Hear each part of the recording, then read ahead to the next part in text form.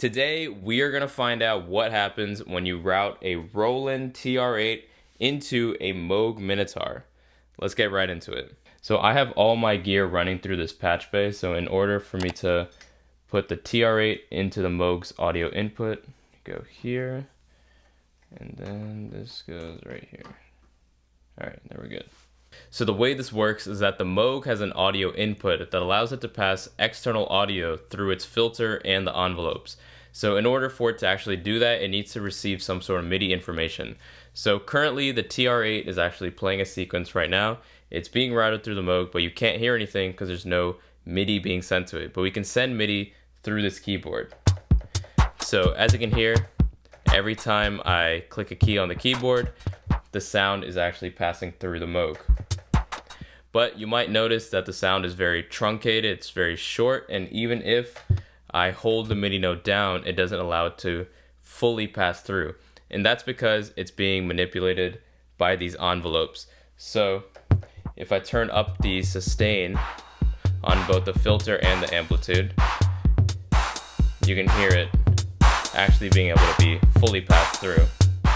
But I have it set to this more percussive thing, and I'll get to that right now. So obviously I'm not trying to sit here and hit the keyboard every time I want to let the audio pass. So what I've done is I've set up an external instrument within Ableton, and this external instrument is going to send all the MIDI information to the Moog. And to do that, I'm using this sequencer from Max for Live. It's called Melodic Probability. So all these green notes are the actual activated MIDI notes, and the ones in gray are deactivated. So let me turn off this for now, and then you can just see this sequence. So the rate, I've set it to 16th notes, and so essentially every time this green note plays when it's actually activated, that's when the audio will pass. And when I'm not sending a MIDI note, such as right here in this gray zone, the audio will not play.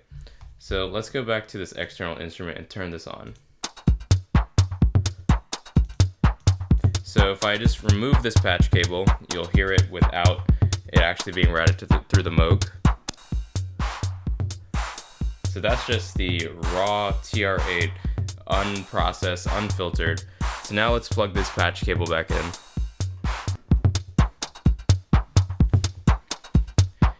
So as you can hear, these envelopes and the filter are doing a lot of work. I can take this envelope, make it even tighter if we want to have like a very staccato percussion, like that. Or we can bring it up. So, as you can hear, there's some like elements such as the clap, that sort of ride percussion, that have this stuttering effect. And that stuttering effect is created because of these envelopes as well as because of this sequencer. Because the sequencer is sending 16th notes, so every time it sends a MIDI note, it's gonna reset the envelope. So it's creating this like stuttering pattern with all these percussive elements that have a longer decay to them, such as the clap and the ride. And it gives a very nice feel to it. And of course, this filter is affecting the sound too. We can make the filter tighter as well, or have a more dramatic effect, increase the resonance.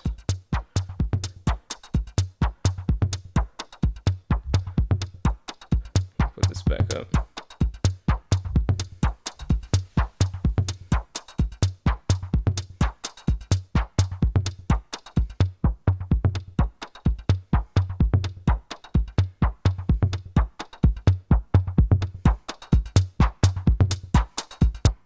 And you can also really drive the signal into the Moog too to get like a lot of distortion out of it.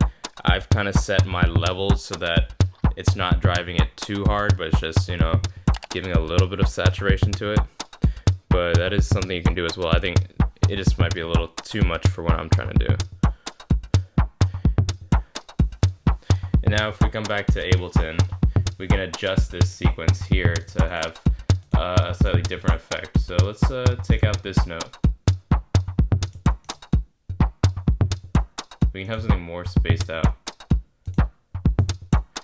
And like, you know, you could use this as either your main percussion or even just some like filler percussion.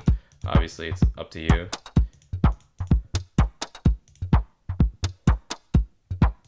So this is a lot more minimal sort of percussion, but I like it. It sounds very groovy. I have some like other instruments I've created, just like a bass sound, just temporarily. So let's turn that on and see what it sounds like.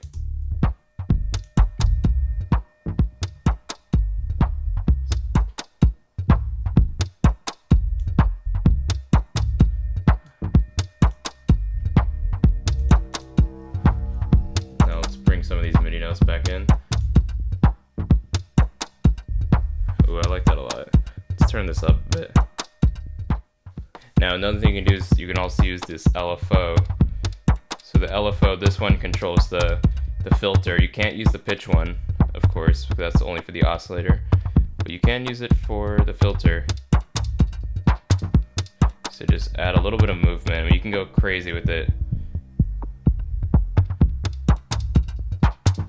But I like to go a little bit more subtle, just so there's some movement to the drums.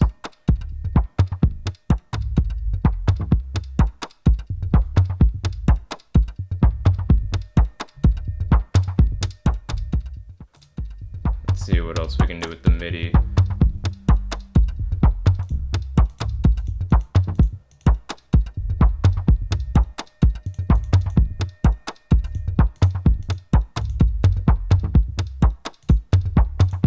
So you can create a lot of different variations too, just by alternating these this sequence.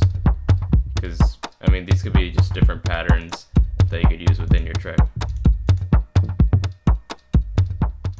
And actually, you know, you can do this with pretty much any Moog or any synth that has an external audio input. So I have a Behringer Model D, which is a clone of the Moog Model D, and that one has a white noise oscillator too. So that'd be pretty nice to use it with that. Maybe there'll be like another video. But I like the way this resonance sounds too.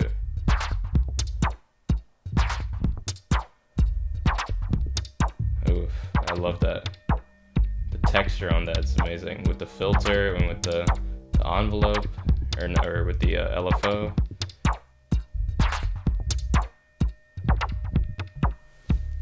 And here's just another example, just to show how you could use this sort of setup to give that more raw analog feel to your percussion. So, you know, here's this little loop I created, nothing crazy, this is without the TR8. Now if we drop this in here, it just gives it a nice, like, sort of almost old school-y minimal groove.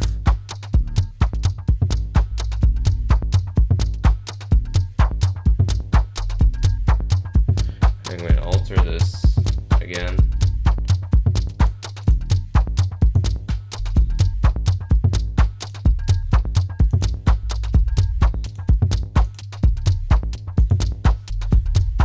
That sounds cool too. Thanks for watching. If you enjoyed the video, hit that like button, subscribe to the channel if you haven't already, and tell me your thoughts down in the comment section below. Alrighty, stay creative, my friends. Peace.